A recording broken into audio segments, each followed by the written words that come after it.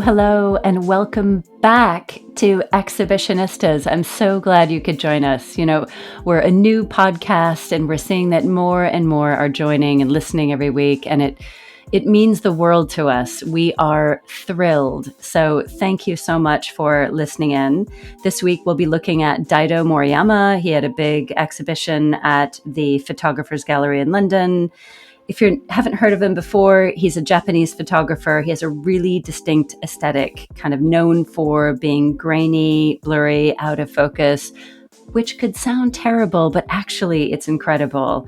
The episode looks at how photography intersects with memory and nostalgia and lots of other ideas that Daidō Moriyama was looking at in his work. You'll also hear a bit about our week in culture, and trigger warning. If you loved Killers of the Flower Moon, you are going to hear a contrary opinion here. So thanks again for joining, and I hope you enjoy the episode. Hello, and welcome to Exhibitionistas podcast. We visit exhibitions so that you have to. We explore the work of an artist through their solo exhibition. I'm Emily Harding, an art lover and an exhibition goer. And I am Joanna Piar-Neves, a contemporary art curator and writer. And this is an episode that will focus on photography. So just to remind you, we visit exhibitions separately and then we talk about them, recording our conversation for you to share some insights. One of us does some research, the other one goes along with it, asks questions, some of them silly, some of them profound, hopefully. But first of all, Emily, how was your week in culture? So we have watched a couple of interesting things, but the thing that I have sort of rediscovered this week that I forgot I had on my phone was an app called Radio. So it's like radio with several O's off the back of it. Yes. We are not sponsored by them, by the way. Just we FYI. are not. But if you want to sponsor us, we're here. Yeah, exactly. It's a app that you can put in a certain country and a certain decade, and you can listen to what would have been on the radio. What? In that time. It is amazing. The front door. It is the best. I was looking at Portugal in the 70s, and all y'all had some when great I was born. Oh. I know. It was like such cool stuff. I mean, it's... Wow, we did have some good music. Great music, Zeca Afonso, who else? Sérgio Godinho. We had like a bunch of good ones. Yeah. Do you know, I have a little anecdote about that because, as you know, my parents live with us. And we have an Alexa. And so now my dad goes into the kitchen. My dad does not speak English. I mean, he gets by. He knows a few words. And now I'm in my office, which is adjacent to the kitchen. And I hear him go into the kitchen and go, Alexa, play Sérgio Godinho. And then Alexa talks to him with her very soothing voice. Yes, you can play Sérgio Godinho in Amazon Music. Do you want me to? Da, da, da. And he just goes, play. And she plays. She understands him. He does not understand her. I love that. Oh, that is so good. Oh, but yeah, it's like you can just put it on shuffle and it will literally, the app itself has a map of the world. So you sort of touch the country that you want to listen to and then touch the decade you want to listen to. Incredible. Or you can hit shuffle and suddenly you're hearing something from Mexico from 1952. Wow. And it really is the best. I've found out about so much, very old new music. So how about you? How's your week in culture been? My week in culture? We've been super busy. But I still managed to find the time to watch Killers of the Flower Moon. Which is strange when you say you had a busy week because it is 3 hours and a half almost. Yeah. And it was excruciating to watch. It's a very, very hard watch. We were cranky afterwards, not only because the subject matter is really, really tough, but also because it's way too long. There's only so many times you can watch Leonardo DiCaprio pretend he has a chin and a downward grin. So, I'm not into that kind of acting at all. So it's just, it was too much. And I heard that the Native American actress, Lily Gladstone, thank you. She was the one who advocated for having more Osage language in the film. And we were talking about racism when we talked about Guston, and I think it's one of those minor racist things where when you watch things on Apple TV and Netflix, foreign languages are never translated, so you don't have the subtitles. At many times you don't know what the hell she's saying when the actress actually learnt Osage. It's not her language. She's from another tribe. So she's Blackfoot. Yeah. Anyway, Jack White is in there at the end. So that, I know. That's right. Yeah. Oh my gosh. I almost forgot about that because it is a small sliver of a very, very long film. I didn't feel the effusive praise that everyone else felt. I mean, it was a really important story, really beautiful to look at. And I mean, there's obviously some very, very talented people involved, all of that. So, from the get-go that the De Niro and the DiCaprio characters are terrible people. Yes. You know that and you as the viewer know that the white people are killing all of these Native American tribe members. Yes. You know that. Yeah, definitely. And so there's kind of it's like, when are they going to find out is the question. But I think if they would have flipped it and told it from the Native American point of view. Yes, exactly. So that it's like, oh my gosh, people are dying, but wait, these are now, there's white people that are now members of my family. Could it be them? I don't know. The scene where they take agency and the Lily Gladstone character goes to Washington and to say, hey, we're getting killed and no one's paying attention, was like 45 seconds. Absolutely. Is. And that's why I'm really enraged with the way Leonardo DiCaprio played that character, because he seems to believe that if you're stupid, it has to show on your face. And so he had that grin, that kind of like, I know. But I have a palate cleanser for you. I have another Native American series called Reservation Dogs. I've heard of this one. Yeah. Absolutely incredible. It is co-written by Taika Waititi. I forget who the other person is. Unforgivably, I apologize. And it is about teenagers in a reservation. I think it's the first production with mainly Native American people everywhere, not only in front of the camera, but also behind the camera. Yeah, I'll have to check that out. Where do you watch it? I watch it, again, not sponsored by, but could be, Disney Channel. There's the hustle I like. Yeah, nice. So Emily, tell us about the exhibition today. What are we talking about? Cool. Yeah. So we're talking about Daidō Moriyama. He's a Japanese photographer. He has a retrospective at the Photographers Gallery in Soho that runs until the 11th of February. And I didn't know a ton about him beforehand.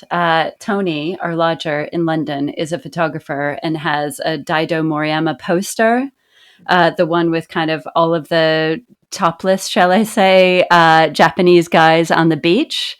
And I really liked it. And I was like, oh gosh, I should go and see that. So Daidō Moriyama he's a real shapeshifter of the art form. He was trying different approaches that were, loved and adored by some and unloved and unadored by others. He was really countercultural, provocative, very democratic. He made photos with reproduction in mind, which is an interesting concept considering he was really against sort of mass consumerism as a whole. And he was a maximalist, as I think you noted, as I saw briefly in your notes. Maximalist, you say? I don't think so. It's the show is full. Massive. Full. It's chock full. Yeah. He's one of these guys that took pictures every day from the time he was like 18 years old or something like that. But just a bit of background. So Moriyama was born in 1938 in Osaka, Japan, and he moved around a bit with his parents as a kid, Tokyo, Hiroshima. So as you can imagine, he was born during the war years. Japan entered World War II in 1940 after it invaded French Indochina. It was The a US, really good time to pick up trauma, wasn't it? oh my Intergenerational trauma. gosh. Very good Well, time. or just We trauma, got a trauma. case I of that. mean, Yeah. Or trauma. absolutely. Yeah, I mean, gosh, I mean, speaking of movies, I mean, we've all seen Oppenheimer, right? It's like, Yes.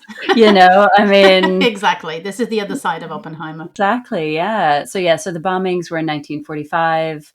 The U.S. occupied Japan until 1952. So, in some of his formative years, his country was dealing with these mass tragedies, huge trauma, and then economic obliteration, and then trying to come out of that. And I mean, Japan was closed for a very long time before this, which makes this Western influence and this Americanism that came in after the war, I think, all the more of a stark relief to what was happening, previously. So I say this because a lot of his work pushes against these ideas of mass consumerism and the Westernism that was taking place in Japan at the time. Mm-hmm. But he was also super influenced himself by Westerners. So Mm-hmm. Mm-hmm. you That's see what I was Andy, going to say. Pushes against or is completely fascinated by it. I don't want to compare Portugal with post-war Japan, but I remember the first McDonald's coming to Lisbon. yeah, yeah, totally. So I mean, you see Andy Warhol, you see William Klein, you see Mm. Jack Kerouac having really big influences Which are on, claimed by him, aren't they? yeah, He claims those influences. 100%, 100%. So a couple of notes about his style and influence. Provoke magazine came out, and Moriyama. There was only three issues, Yeah. And thank three you for issues. saying that, because I have a lot of friends and acquaintances who start magazines, who start projects, and sometimes I think even more than then, it's so hard to have funding for those projects. You have to pay an editor, you have to pay translators, you have to pay authors, you have to pay the designer. And sometimes magazines just have three issues, and 30 years afterwards, someone is doing an exhibition about it. It's very hard to have art magazines go on, especially the ones that are very niche in some ways, which I think Provoke was, wasn't it? So tell us a Yeah. bit more about it. So I'll just say that Moriyama joined Provoke at the second Oh, issue. So he mm-hmm. wasn't there at the Okay. immediate Mm, founding. But while it was, really short-lived, the magazine's influence on Japanese photography throughout the 70s and 80s mm, was enormous. mm, mm, So you're right, it was niche. I think it was photographers who were looking at this magazine and seeing images that were not the glossy, fine lines, impeccably composed kind of images that you were seeing. mm, Think of after the war, and all of those post-war images that we would be seeing of clean kitchens and all of the mm, wonderful appliances that anyone can buy, and all mm, that kind of stuff.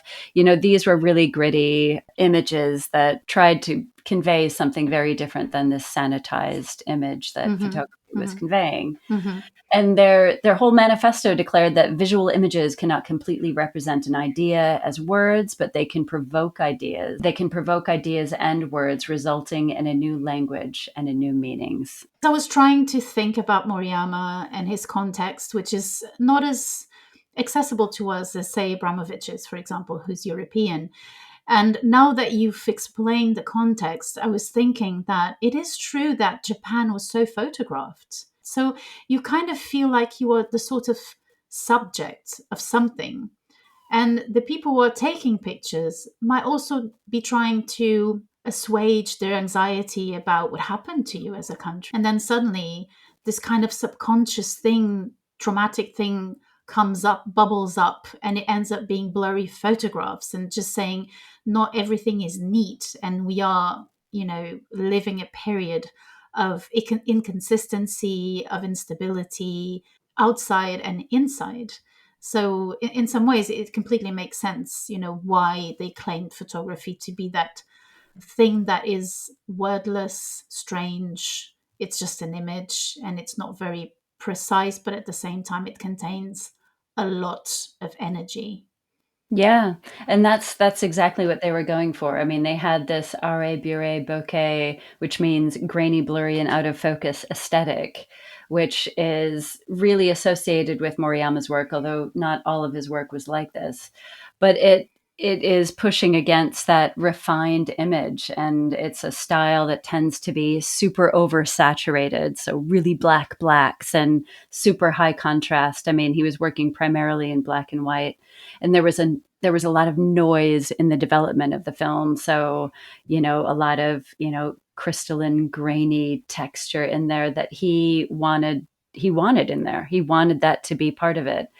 So it was more about feeling rather than, a narration in an image or high technical refinement or prowess. I Mm-hmm. mean, he didn't Mm-hmm. he didn't use expensive cameras. So he was using just regular standard cameras, and he was rarely using the viewfinder. So he was just taking images to capture what real Japan was like. Moriyama had this exhibition at the Tate Modern in 2012. Mm-hmm. Before we get into this particular show, just as a reference to, kind of his approach.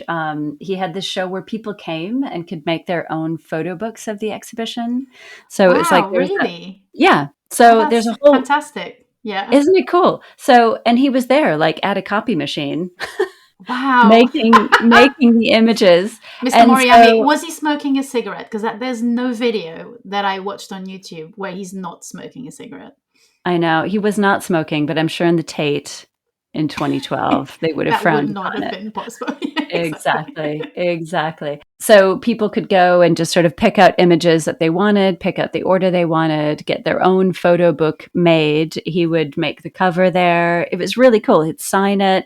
And, in the interviews with Moriyama, he was like, it was so exciting to see like which image people would choose as the first one Mm, and how they would mm, sequence it and which ones yeah. they chose. And See, I would so have preferred that show for sure. yeah, but what I love about that though is there just seems to be a real lack of pretense about. I mean, he didn't call photography art. He just had this, kind of democratic Mm. view of what he was doing and how people could engage with what he was doing. So, just to mention something that I think is really representative of his work, which is the image of the stray dog. Yeah, Yeah, that's most famous. the most famous image. And to your point, he sees himself as the stray dog. So the stray dog photograph is really interesting because it is a dog that is in a sort of a weird kind of attacking or checking behind his back position, and he is ambivalent. You don't really know if the dog is about to attack or if the dog is hungry and scared. It's quite ambivalent, but you know that the dog is just a stray dog, so the dog is just going to go and get whatever it needs. It's just going to go about town and just get something and get food and follow people and sniff around. And that's who Moriyama well, that's what Moriyama thought of himself. So he identifies with the stray dog, which I find really, really cool. Yeah, totally. And I mean, that dog isn't a dog you'd want to go and give a quick cuddle to. You wouldn't reach your hand out to that dog. It looks maybe a little bit menacing, as you say. Why is a question mark? I mean, is he hungry? Is he, whatever is going on in there?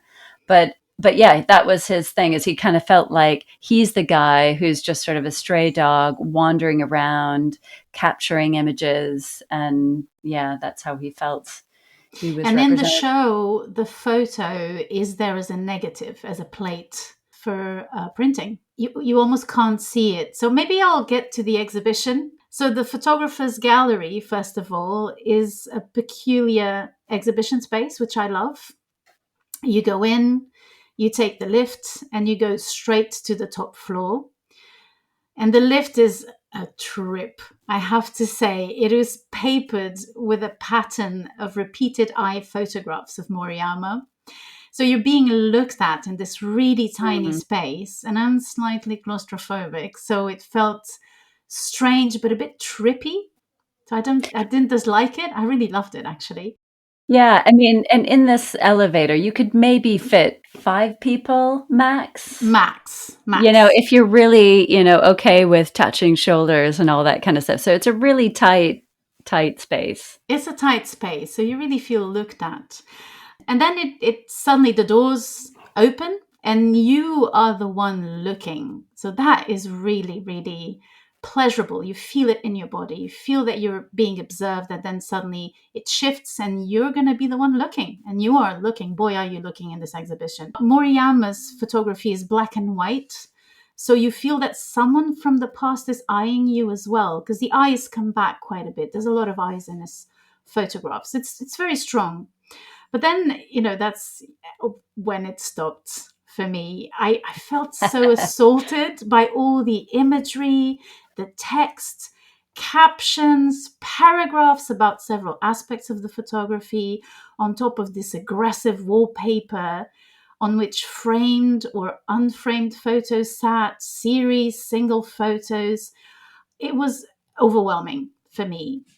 It was as if you were trying to put several pages of the same catalog onto a single, quite confined space, because the photographer's gallery is on several levels, but the spaces, the rooms are not that big. It was four very intense, albeit, granted, fascinating floors.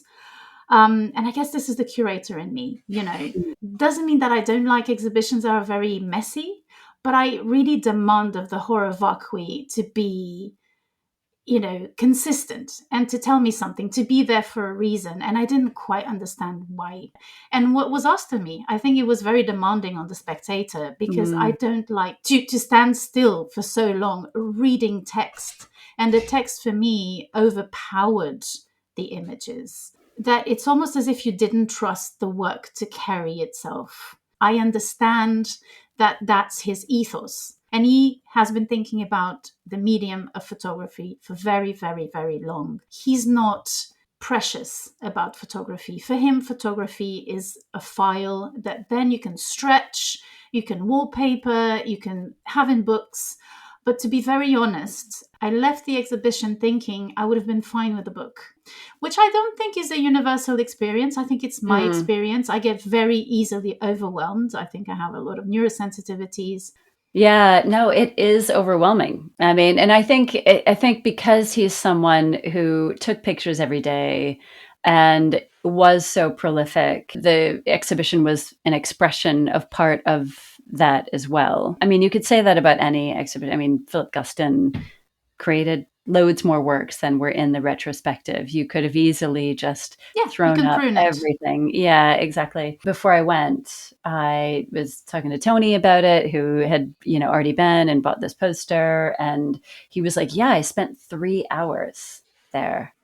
And I was like, wow. I mean, I love exhibitions. I don't think I've never spent 3 hours at an exhibition. I mean, for one, it's a lot of information to take in. I leave a lot of exhibitions a little bit overwhelmed. It's a lot of ideas that Me too. Yeah, me too.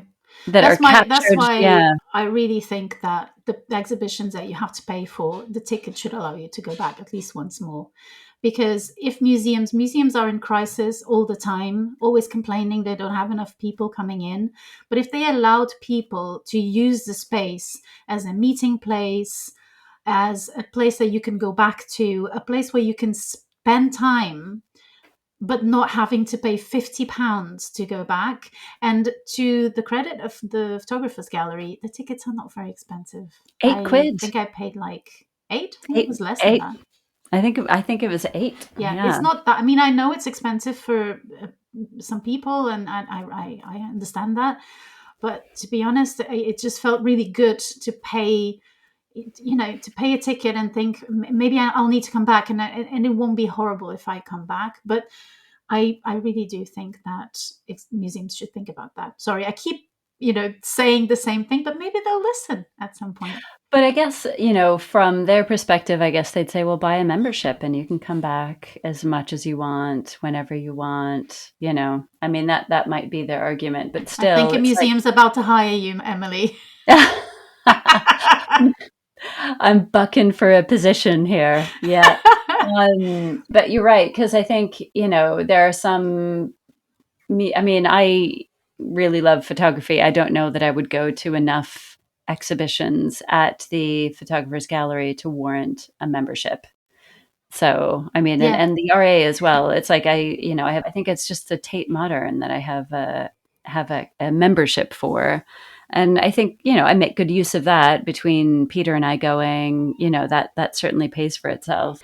So yeah, I agree. It was a really overwhelming, intense exhibition. But I loved it. See, I loved the images. I mean, I loved some of them more than others. A lot of nice butts. He could take a picture of a nice bum, which I appreciate. So some of those were interspersed throughout.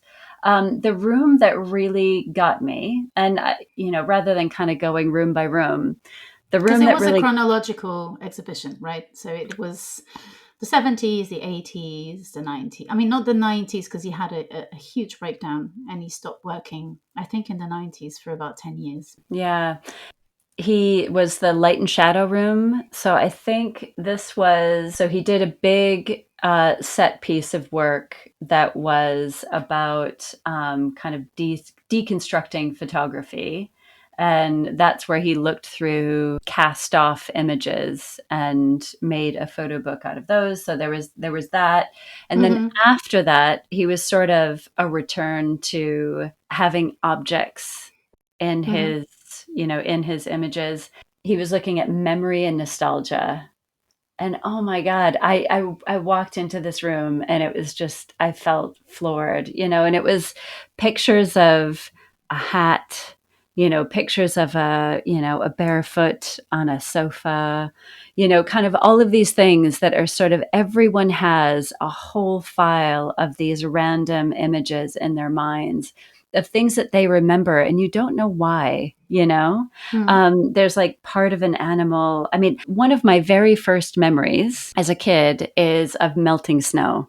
So I grew up in Minnesota. Oh, So, yes, yes. I You grew mean, up in that Fargo land. Yes. exactly, exactly. So in the springtime, all of the, snow, the base snow that's covering everywhere gets this Mm-hmm. quality of being, kind of part ice, and you can just start to smell the ground underneath that's just starting to get unfrozen. But I feel like walking into that room, he had managed to capture all kinds of things that are in our collective memory somehow and put it on film. Mm. And I was really, really blown away by that. I think the thing for me is that I think every medium has its demons. And I think photography's demon is banality. I hate to say this after what you just said, that was so beautiful and speaks to the power of images, really. Images can do stuff for you, and images that have been curated, that have been post produced, because he did take pictures without looking into the viewfinder, and then he works on them, and he's not pernickety about it. He shows us so many videos of him editing images, turning a color photograph into black and white. There's a sentence I was reminded of that when he said, black and white pictures are much more interesting to me. They're more nostalgic, because he's all about nostalgia. And I remembered a sentence by Joseph Cassutt, who was one of the founders of conceptual art, saying, when you're trying to make a point, there is no place for color. And I Hmm. wondered, is that why he's going for black and white, or is Hmm. nostalgia, or is it about memory? Because he does work. You feel. I mean, he lost a twin brother when he was a child. He does not. He Yeah. notoriously does not want to talk about himself and his personal life. But you know a few things about him, and his wandering eye and his wandering body through the city. kind of tragically makes you feel that he's looking for something. And so it's a bit daunting what I'm about to say, this idea that of the cliche. And what you were saying is that, but the cliche, the word cliche, and in French you can say un cliché photographique, comes from a printing process. So it's kind of the plate. It's not really exactly the plate, but it comes from a very specific kind of printing technique. So the idea of the cliche is that the first time you see an image or a figure of speech or a metaphor, you think this is fantastic, it's genius. And then it just fades away and it empties itself from its meaning, like a repeatedly printed image can lose something. And for me, the demon of photography is the cliche, is that thing of, you have your women looking vaguely sexy and vaguely busy in a city, you have your naked bodies, you have your stray dogs, you have your cookie spaces, which there's a lot of them in Japan, you have interiors, you have flowers on a table, and this is just the cliche of photography. So, and with so many images in the exhibition, I had a hard time working towards feeling something and getting attached to something at some point. This word cliche kept coming back to my mind. And this, he talks of himself as a hunter, which, is an attitude. And so that turns the subject matter of his photographs praise. And in some ways, you talked about that poster it's a diagonal of torsos, of male torsos bathing in the sun. It's a beautiful photograph. And I kind of think, what if it was me in that photo? It's somewhere in Tony's kitchen or your kitchen in London. What if it was me and I was just part of the urbanscape, and I was just one of those vaguely sexy, vaguely busy, vaguely opaque people? I would be probably rolling my eyes and thinking, oh, there I am in another exhibition poster. But I would feel strange about it. I would feel, why am I taken as a thing? I like choice. I like framing. I had just seen the exhibition of another Japanese photographer, Hiroshi Sugimoto. He is the opposite. He has an idea, conceptualizes it, and then he travels, and then he goes to archives, places, and he takes pictures and he chooses them very carefully. He prints them in very big, he frames them, and they're there, and you're confronted with a huge size of something that usually is very small, or you just look at in passing, or that you didn't pay attention to, and he just forces you to stay for a long time. We stayed for a long time in that exhibition. And you just look, and you just, every time you look and the time you spend with them, it's all about time, and the time you spend with them and the care that you end up developing. Because curating is caring, isn't it? Maybe I think like a curator. And you just give yourself in another way. And I didn't enjoy everything of Sugimoto's. Obviously, it's not everything, but I appreciated the project, I think, a bit more. That's really interesting.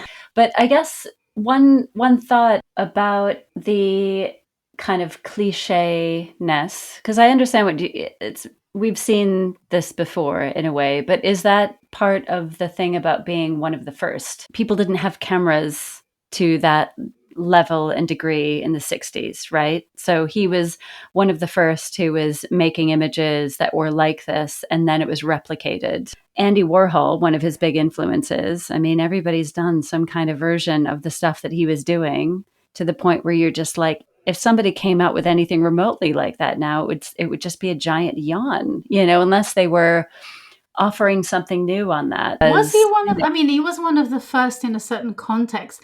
Okay, so art historian coming in, I do object to the first thing. It's a very big trope in art history that we're trying to deconstruct a little bit. Abstraction.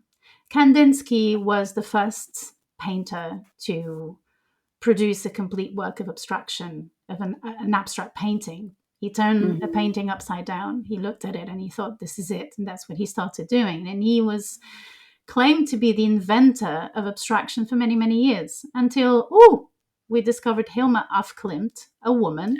Sure. Yeah. She did it a few months before. It comes to that thing of the influences, oh, so-and-so influenced what? And then you're not talking about the project. You're not talking about the art. You're just talking about the race of technically being the first to do this and that. And when it comes to photography, and that's what I love about photography, is that, yes, William Fox Talbot, for sure. So many other people were inventing photography. Actually, photography was being invented since the 17th century. And the issue was the emulsion, was fixating the image, was making it not move. Sure. So this idea of being the first, I mean, if you look at Brassai and all the photos he took, one of the surrealist photographers, he took pictures of the graffitis in the street, for example. You have Ouija with the accidents, with the car crash photographs in, I think, the late 40s. It was much earlier on. So in some ways, I think, I see in a lot of Moriyama's images a lot of this and that. Ouija, of course, with the car crashes came to mind. And I'm not a specialist in photography by any means. I'm a specialist in, I'm not a specialist in anything. I'm a forever student of everything, and I forget a lot of things. I do understand what you're saying, and I understand what you're saying, that, when you're trying to propose another aspect to photography, I think for me, the great innovation and the beauty of his work is really this idea of not being precious about photography and wanting to see it stretched in many ways and even becoming wallpaper. A certain dose of iconoclasm was needed about photography because, as you say, people get really pretentious about photography. Rather than speaking about influences or being the first, I think he opened a new territory. I prefer to speak like this and to say that he's opening something else, new possibilities that he saw somewhere in art history as well. He saw somewhere in the history of photography and surrealism, for sure. And in many others. I mean, I'm sure you go to Mexico. Maybe we need that app, that radio app for art history. And just go to a country and just focus and say, oh, okay, so this Vietnamese person was also doing this, because everything's being done at the same time and everything's been done.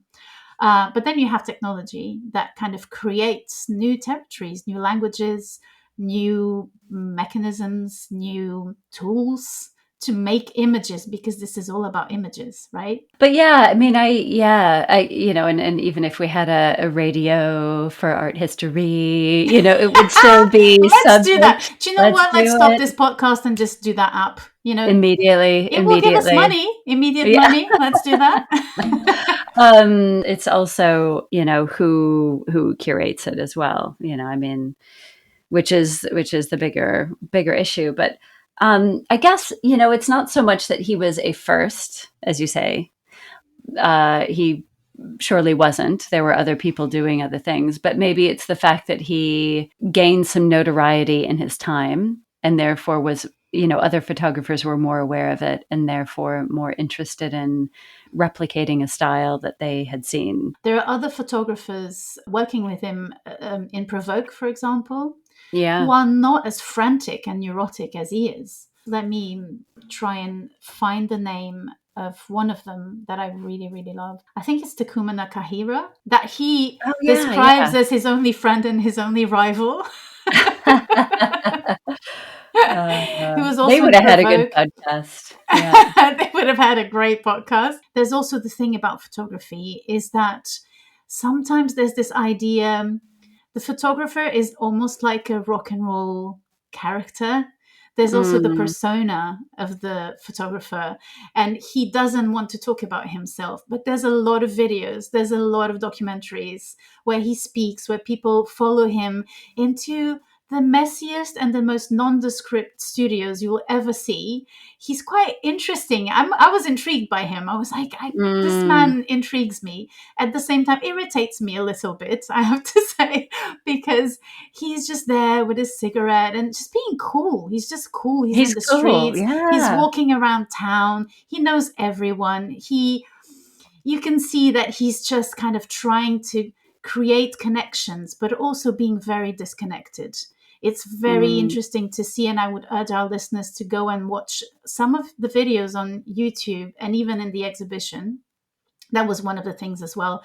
You have videos of the curator talking, you have videos of that's why you have to spend so much time in this exhibition, because there's a lot of information about him, and trying to create a myth, which curators keep doing, which I find really annoying, as you know, of the greatest. He's the greatest photographer. No, he's not. He's absolutely not. He's just one photographer. He's an amazing photographer. He absolutely deserves all the accolades he got. I lost my track of what was I saying? I get nasty, and then I feel a bit self-conscious of being too nasty. Oh yeah, the character, the persona of the photographer, like the persona of Andy Warhol. He developed this persona, and he had this philosophy as well, Andy Warhol, which was the so what? If you read, I don't know if you read his book, I think Andy Warhol's philosophy from A to Z and back again, something like that. And so he talks a lot about just being disconnected and just being, cool, I think creating that coolness. And so he says, all of the things in life that you say really intensely, like, for example, oh, something that happened to me last week, my husband almost died. You just say at the end of the sentence, so what? And it changes everything. For him, that changed everything. And I sometimes try to do that when it's smaller things. It's almost a Buddhist thing in some ways, but it becomes a cool thing. I don't know. I'm confused, Emily. I'm very confused about all this. Yeah, I mean, there's definitely myth making. I guess if you're a curator, don't you kind of have to do that to engage people to please come? Don't. Okay. No.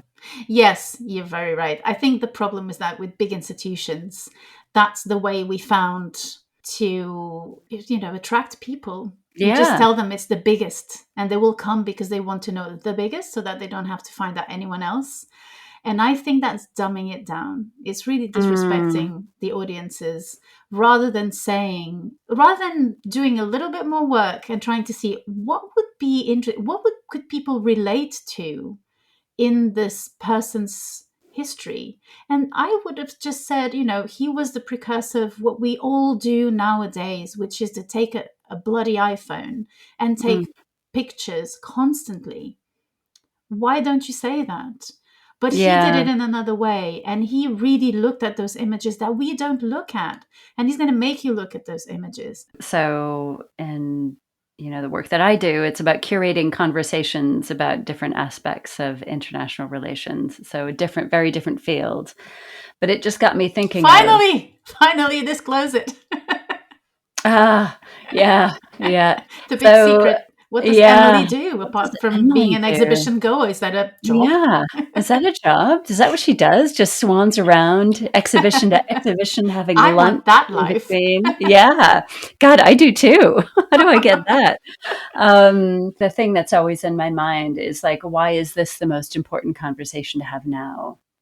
And there's always trying to build that urgency into why this now, and there is a tendency to want to go to superlatives with that. It's like, but thinking of the Andy Warhol question of so what, so it's kind of like, so what if we don't have it? I mean, if we don't talk about this now, then and approaching the framing of it from that. So what if Daidō Moriyama never existed? What if we didn't have this? That's a very useful question. Yeah. This exhibition, we might not see where a lot of, the American and Japanese, this is obviously a point where Japanese and American artists are crossing paths and influencing each other. We might not see an origin point of that. And then that can kind of start to frame what it is he was and what he was about. If we didn't have this exhibition, we might not see an approach to photography that was much more laissez-faire and in a way democratic because of his emphasis on reproduction and stuff like that. I don't think about curation. I mean, like, How dare you? How dare you? I mean, my kids ask me constantly, what it is that you do, Mom, again? Yeah. Well, yeah, same. But yeah, I mean, thinking about how we come, what is it that is going to make one want to spend an hour or whatever, walking through an exhibition, and we do pull on those, dare I say, patriarchal notions of what is the best, what is the most exemplary. Because I mean, there is innovation. Again, he started with a group, because one of the things as a curator that I always think about is like when it's a very, I try to avoid the P word. You said it. So this patriarchal, Right. the P word, this patriarchal notion of the best and the first and who did it better is very arranging to a certain profile of artists, and obviously always the inventor. So the inventor is always mostly male, and also there's groups of artists, and that's much more difficult to promote, because then who invented what? We talked about artist duos when we talked about Marina Abramovic and Ulay, and it gets blurry. It gets blurry and actually provoke. The group was actually the innovator, and then he picked that and he took it somewhere very specific. He took it to his own language and his own unique relationship to image. And I do think he was thinking about cliche. He was thinking about. I mean, no wonder he stopped working and he stopped photographing. So that's for me, that's it. And it's the content, it's the stories that we're talking about that are so important. It brings me back to Killers of the Flower Moon, because again, it's like Scorsese has that thing with DiCaprio and these kind of tokens of quality that Hollywood wants you to believe in. I think the way you frame things is very important. To your question, in art history, we are asking that question of what if that person hadn't existed, but about really problematic artists. For example, I was always really, really annoyed by Picasso, because every Picasso lecture I had was a very excited male person talking about the greatness of the man. And because I am artistic director of Drawing Now Art Fair, I can also disclose that. I mean, people know, the ones who know me, the ones who don't, they know now. I work a lot with drawing, and there's a big Picasso exhibition now that everyone knows that he was a P word.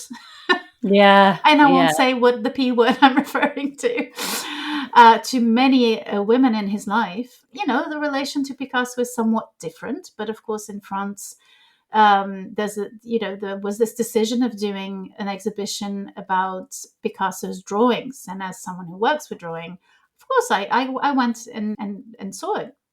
And I think we should be doing Picasso exhibitions, by the way. I think we just need to frame the history and reduce the hype, let's say. The superlatives, the greatest, the best ever. The best ever. So I went there and I was like, I'm going to hate to love this thing, because he was an amazing artist.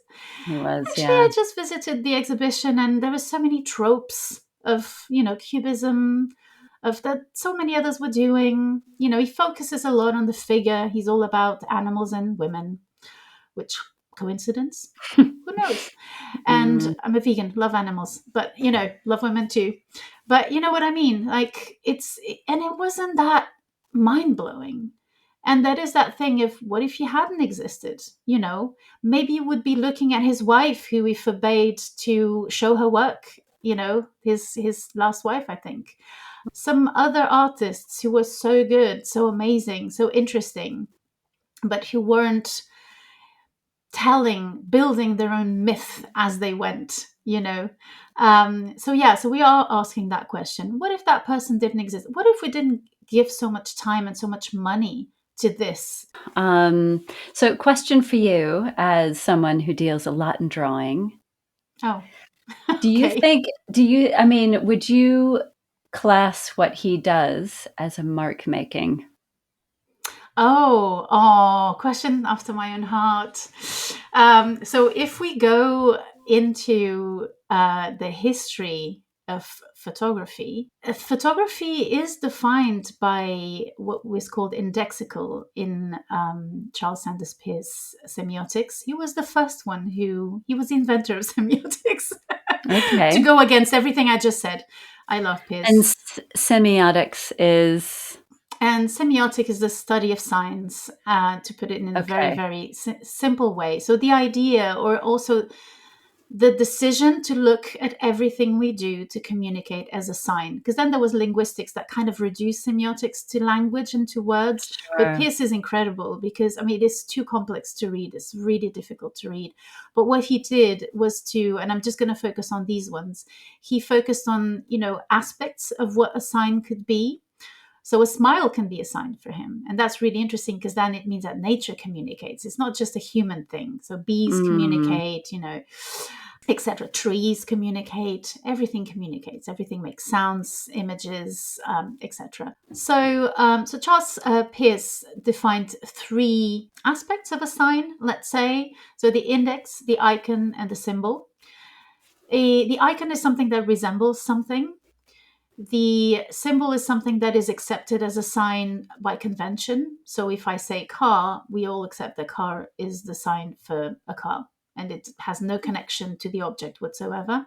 And then the index is really interesting because it's made by the thing. So say, for example, a footprint is an index because it was made by the thing that it represents. Let's say it's intrinsically connected to the thing it represents. And so photography is an index because it is made by light and by a chemical reaction on a film, on a surface, a pixel interpretation, let's say, of what the light is bringing into the camera. Because as we know with digital photography, it is not like analogic photography, because with digital photography, the machine, the device interprets the information and sometimes remakes it. So it's not a complete mark, let's say. It's a collaboration and a mark. And so, of course, photography was seen as mark making.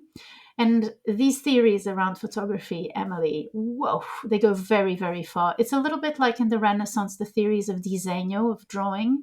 When you read them, you think, okay, I'm looking at a drawing of a dog, and then I'm reading that actually that's a concept. How? What's happening? And it's the same with the theory of photography. It goes very, very far. So photography is definitely mark making because you are registering something on the surface that happened. It is a bit of the thing. So what is interesting as well is that is not man-made. You can make it by just pressing a button. So it's a machine. And that's the big difference between whatever you did before with art and what you're starting to do in the 19th century, which is that using machines. So for me, photography is a piece of technology, but I call a pencil a piece of technology. So for me, everything that is made to assist us is technology. And technology is something that produces something that you couldn't have done without it. So because some people think that technology is just an extension of our limbs, without it, you couldn't do what artists are doing. You couldn't draw a diagram on the sand. It would be too complicated with your finger. So it is a completely different thing. And it defines us as humans. We are technosapiens. That's who we are.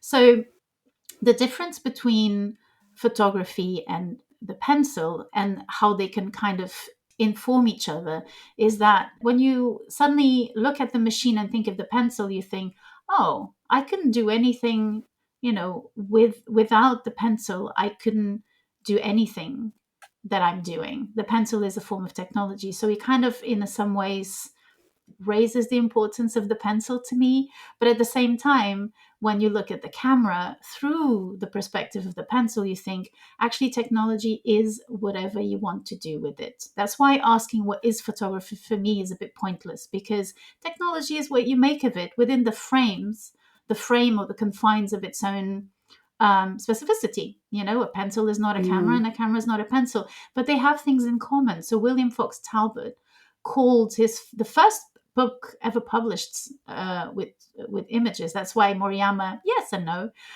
So he did publish a book of photographs, and he called it The Pencil of Nature, because he had the idea of photography while he was drawing. He was using a prism to draw. So the prism is a little box that, through a savvy system of holes and light, reflects what you're looking at onto a surface. And then you put some paper in it and you draw whatever you're looking at. And he was even with that, he was such a poor draftsperson that he just thought, why can't I just have that is reflected? It is drawn by Mm. nature. So for him, photography was a drawing of nature, which is Wow, really that's so interesting. interesting. Yeah. Yeah, totally. Fantastic. Thank you for that. That was really interesting. I was in the nostalgia and memory bit, the light and shadow portion, that was our favorite. It just got me thinking of, he is taking images of those moments that pass us by, but are Yeah. somehow like all in our collective memory file bank somewhere. And a few years ago, I was in Paris with my mom. She came to visit. We took the Eurostar over. It was November. It was rainy. We were in the back of the cab in the evening, so it was quite dark out. And I was just taking pictures out the side window with my iPhone, as everybody does, and is so distasteful. um, but some of the images that I got on the camera were things I didn't even remember seeing properly. Interesting. Yes. I was so surprised at what came back, and I was, it was literally just, point and shoot, much like Moriyama did. And Such a good point. Yeah. I Such was a so good happy. point. Yeah. But I was thinking about, how many things he has represented, that it's like, would we even, they're in our catalog somewhere, but we will have no memory of them being there. All these images that my iPhone captured, I guess, are in there somewhere, but I don't remember them, and I wouldn't have if they hadn't been down. But yet it sort of connects me to a time and place. I mean, honestly, from that trip, it's like, there are certain moments I remember with my mom, but because I caught those images in the back of that, cab, like, that is a really deep, visceral. I remember that cab ride so distinctly because I have that record of it, as opposed to, I have lots of records of my mom and I smiling in front of Notre Dame, for example. I don't As you remember. do. As you do. This was pre-fire, thankfully. So, Yeah, I was uh, thinking of that. I was ha- thinking of ha- the ha- burnt Notre Dame. yeah, no, happier times for Notre Dame. But, so I have those images, but I don't have the same connection to them that I do somehow from kind of this rainy night when I got those really surprising images. But yeah, so That's a it's, very yeah, good point. Yeah, it's a very good point you're making, because it is true. And to be fair to Moriyama, because I did say a lot of, I was a bit critical, he is drawing attention to the fact that those are just images. But when you say just an image, it means that it was recorded and it is the mark of that moment. And it has as much of the moment as it has of the loss of the moment, and even the loss of your memory of it. And he is really interested in memory and nostalgia. yeah, yeah. I mean, so there's a quote from Moriyama that kind of reminds me of what you're talking about. So he says, "For me, capturing what I feel with my body is more important than the technicalities of photography. If the image is shaking, it's okay. If it's out of focus, it's okay. Clarity isn't what photography is about." And I mean, that the feeling in your body thing is what is popping out to me from this quote. So, you are photographing an external image from an internal place. And Yeah. he tries to break the intentionality by not looking into the viewfinder. And he tries to make it as organic and as unintentional Mm. as he can, while at the same time being stimulated by something. He has to make a choice at some point, but he's collaborating with the camera. So he's kind of making a choice, and the camera is making its own choice as well. And another thing that he's really good about is that he's unfazed by the digital cameras. He can use them, he doesn't Yeah. care. He even suggests to other photographers, just take pictures, use the digital cameras, just go outside. That's his advice to everyone. Just go outside, explore, just go and take pictures, which for me has something tragic to it. Take it, it can be good, it can be Oh, bad. And there's yeah. sort of a a thing of looking for something that you cannot quite find, but it's the process, it's the journey. It's like Ulysses. It's just like, it's the whole thing of going and then going back, because he went back to the place where he was born and took pictures. Yeah, yeah. I mean, I think there is something I really like that notion. I mean, and my friend Tony taught photography at UAL, and that's something that he encourages his students to do. I mean, he's teaching street photography, so I mean, that's a different thing than if you were teaching portraiture. I think that the advice might be a little bit different, but I think for him, and when I've heard him talk about this, it's like, just getting people to develop their taste. So, and the way to develop your taste and what your eye is honing in on is just to go out there and take as many pictures as you can and then get them back and see what you think. And so there's that part of it, but then I think also for street photography, there is just the psychological hurdle to get over, that you're doing the thing that you talked about at the beginning of like, how would I like to be one of those people on the beach and an object in somebody else's, kind of aesthetic motivation or whatever it is that's, Or making maybe them it'll take the just feel picture. beautiful. I think about Schitt's. Maybe. Did you watch Schitt's Creek? Oh God, I loved it. It Yeah. was, oh God, I love it. I think I've watched and rewatched that thing way too many times. Yeah. And Easily done. Moira Rose says something. Oh, She says, I have an advice for you, baby, to her daughter Alexis. She tells Alexis, get nude pictures of yourself now while your titties are perky, because you'd never have that chance again. And she was so upset that there were no nudes of her on the internet. oh God, So, I love a bit of Moira. Yeah, I yeah, just talked about my own relationship with it. And that's what, someone else yeah. may just feel like, I would have loved to be in that picture. I would have Mm, loved to have my body at 25 or 27 just recorded in its magnificence, just burning in the sun. mm, I think he tries his best not to over define what he's about. And that's why he doesn't want to talk about his biography.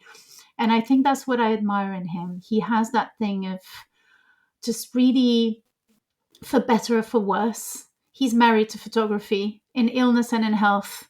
He's yeah. just there. He just trusts it, sometimes doesn't, breaks down, goes back again, and he wants something out of it. And I think that's why I spoke of tragedy in the literary sense, not really like, oh, it's tragic, in the sense of it's bad, it's just so stupid. No, like a real tragedy, like the relationship with someone who found something there that captures life. So you mentioned being in other people's photos, and I used to live on Capitol Hill in DC in Oh, Washington.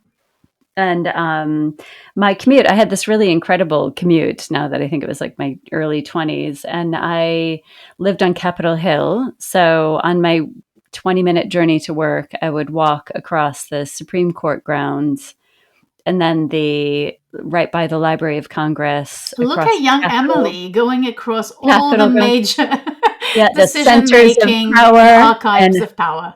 yeah, yeah, yeah. And I just settled it and wrote it to a podcast, all that power. It was all meant to Um, be for you to yeah, come here.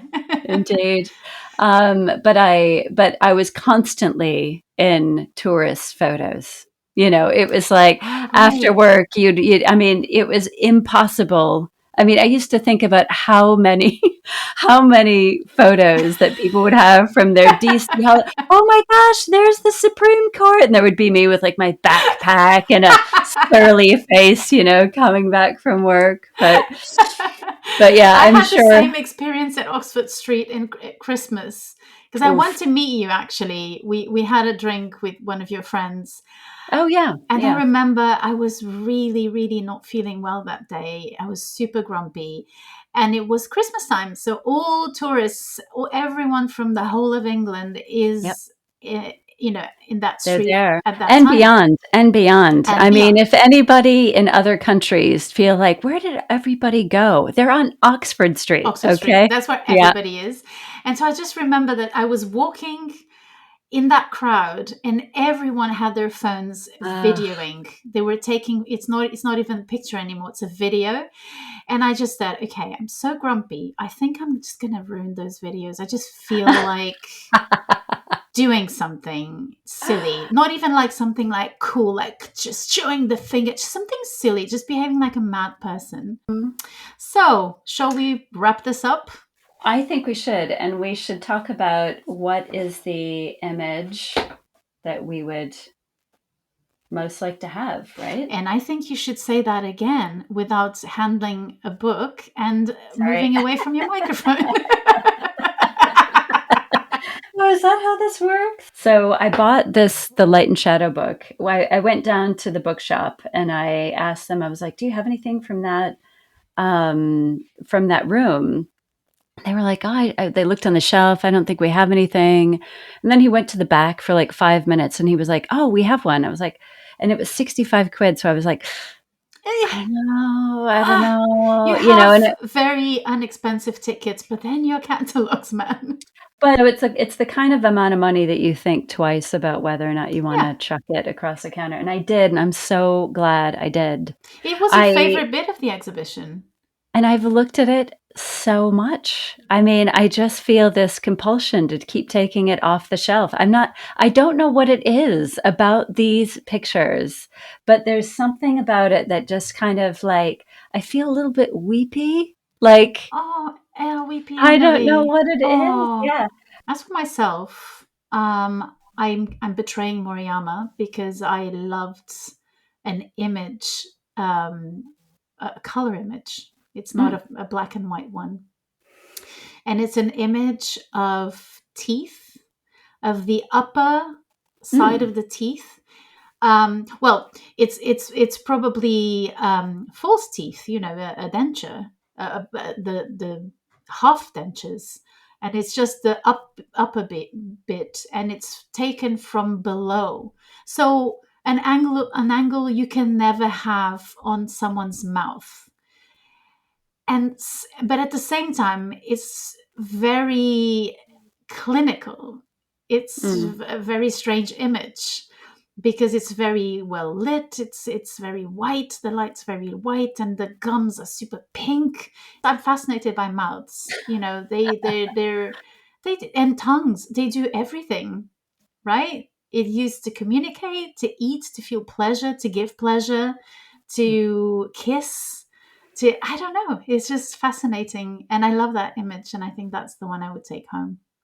Cool. Yeah, no, there's a lot of deep-seated feelings about teeth. It's like if you have dreams about them falling out, that's like sort of a classic anxiety dream. Cool. That sounds great. I think we have to do our duties, right? And just remind our listeners to subscribe, to follow us wherever you listen to your podcasts, to leave us reviews. That's always helpful. So we're just starting this and we're having fun and we want to take it to the next level. So, just send us some love back. That would be awesome. You can also follow us on Instagram. Our handle is exhibitionistas_podcast. And leave us ideas. Just, react to whatever we say. Correct us. We say probably nonsense. And if you have any ideas, suggestions of exhibitions, get in touch. Our email is exhibitionistaspod@gmail.com. Great. That's it. I think that covers it. Yeah, you did. You got down to business. Thank you, Joanna. I got down to business. That's who I am, a businesswoman. I'm looking at your shoulder pads now. They are impressive.